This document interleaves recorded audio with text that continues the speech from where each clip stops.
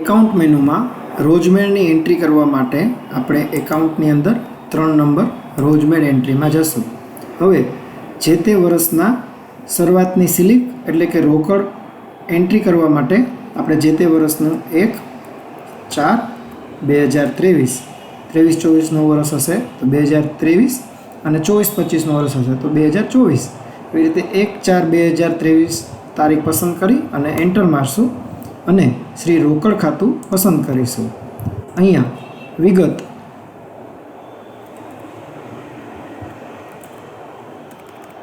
હાથ પરની પુરાણ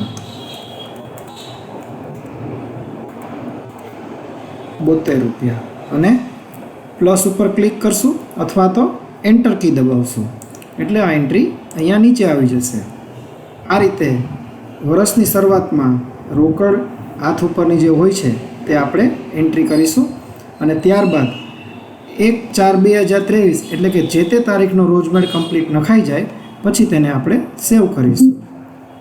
હવે આપણે કોઈ બીજી તારીખની એન્ટ્રીઓ જોવી હોય તો તેના માટે અહીંયા જે તે તારીખ પસંદ કરીશું. જેમ કે હું તારીખ 3 પસંદ કરી અને હું એન્ટર કરીશ તો 3/4/2023ના રોજ જે રોજમેર લખાયેલો હશે તેની એન્ટ્રી આપણને નીચે ડિસ્પ્લે થઈ જશે. આ એન્ટ્રીમાં જો મારે કંઈ સુધારવું હોય તો હું અહીં ડબલ ક્લિક કરીશ એટલે મને પૂછશે કે રેકોર્ડ સુધારવો છે તો હું હા કહીશ. ત્યારબાદ મારે જે પણ વિગત કે જે પણ સુધારવું હશે તે હું અહીંયા એન્ટ્રી કરીને સુધારી લઈશ. પછી એન્ટર આપીશ. રકમ પણ સુધારવી હશે તો રકમ સુધારી શકીશ અને એક જ વિગત દર વખતે કોપી કરવી હોય તો એને સિલેક્ટ કરીને કોપી કરશું અને પ્લસ નિશાની કરતાં નીચે સુધરી જશે. CPFના ખાતામાં મારે વિગત સુધારવી છે તો તેમાં ડબલ ક્લિક કરીશ. રેકોર્ડ સુધારવામાં હા કહીશ. અહીંયા વિગતને પેસ્ટ કરીશ. પ્લસની નિશાની પર ક્લિક કરીશ એટલે વિગત સુધરી જશે. હવે કોઈ નવી એન્ટ્રી કરવી હોય તો હું અહીંથી નવી એન્ટ્રી પણ કરી શકીશ. જેમાં હું કોઈ પણ એક ખાતું પસંદ કરીશ. બેંક વ્યાજ આવક ખાતું. અહીં તેમની વિગત લખીશ. બેંકમાં જમા. એન્ટર આપીશ. અહીંયા રકમ લખીશ. 150 રૂપિયા બેંક વ્યાજ આવ્યું છે. એન્ટર આપીશ. અહીંયા બેંક વ્યાજ ખાતાની એન્ટ્રી થઈ જશે. હવે 3/4ના રોજ ખુલતી સ્લિપ 72 રૂપિયા હતી. 3/4ના રોજ કુલ જમા રકમ 4,05,419 થઈ છે. તેની સામે ઉધાર રકમ 4,05,269 થઈ અને બંધ સ્લિપ છે તે ઓટોમેટિક 222 રૂપિયા આવી જશે. હવે મારે આ બેંક વ્યાજની આવકનું ખાતું જે એન્ટ્રી કરી છે જો તેને મારે ડિલીટ કરવી હોય તો હું એના પર ડબલ ક્લિક કરીશ. રેકોર્ડ સુધારવામાં ના કહીશ અને રેકોર્ડ ડિલીટ કરવો છે તેમાં હા કહીશ. તે એન્ટ્રી સુધરી જશે અને પુરાણ પણ ઓટોમેટિક સુધરી જશે. હવે હું આને સેવ કરીશ. સેવ થતાં તેની રકમ વિગત બધું સેવ થશે અને વિગત સુધરી પણ જશે.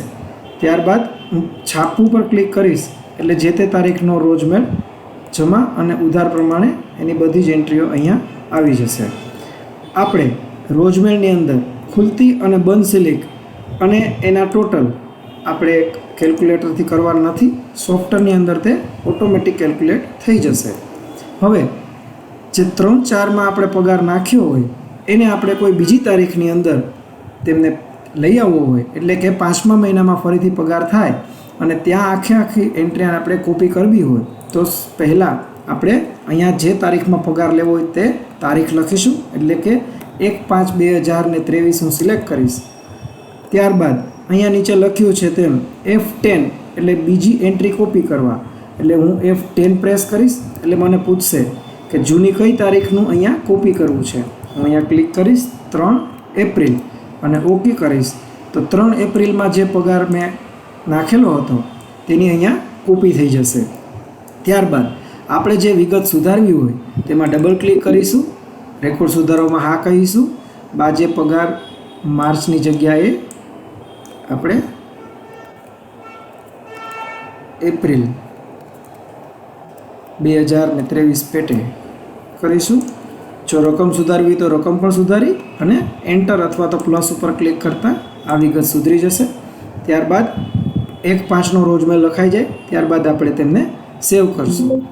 તો આ રીતે સમગ્ર રોજમેલની એન્ટ્રી આપણે જમા સાઈડ અને ઉધારની ઉધાર સાઈડ કરવાની રહેશે. હવે ઘણી વખત એવું થતું હોય કે આપણે કોઈ એન્ટ્રી આ જે સપોઝ કે 1/5માં પગારની એન્ટ્રી નાખી છે તે ખરેખર 1/5માં નહીં પણ આપણે 2/5માં નાખવાની હતી, એટલે કે બીજી મેના રોજ નાખવાની હતી. તો તેના માટે હું અહીંયા સૌથી પહેલાં બીજી મે પસંદ કરીશ. ત્યારબાદ F10ની બદલે F12 પસંદ કરીશ. એટલે કે F12 પસંદ કરીશ એટલે પૂછશે કે તમે કઈ તારીખની એન્ટ્રી ટ્રાન્સફર કરવા માગો છો. ત્યાં હું 1 તારીખ આપીશ અને ઓકે કરીશ. પરંતુ તે પહેલાં જો આ 2/5માં એટલે કે બીજી મેમાં જો કોઈ એન્ટ્રી હશે તો જૂની એન્ટ્રી ટ્રાન્સફર કરવા દેશે નહીં. હવે હું અહીંયા ઓકે કરીશ એટલે 1/5ની એન્ટ્રી અહીંયા ટ્રાન્સફર થઈ જશે. તેને હું સેવ કરીશ. હવે હું જ્યારે 1/5 તારીખ નાખી અને એન્ટર કરીશ તો 1/5માં કોઈ એન્ટ્રી મને દેખાશે નહીં. એ સમગ્ર એન્ટ્રી 2/5/2023માં એન્ટર થઈ ગઈ હશે. તો આ રીતે આપણે રોજમેલની એન્ટ્રી કરશું.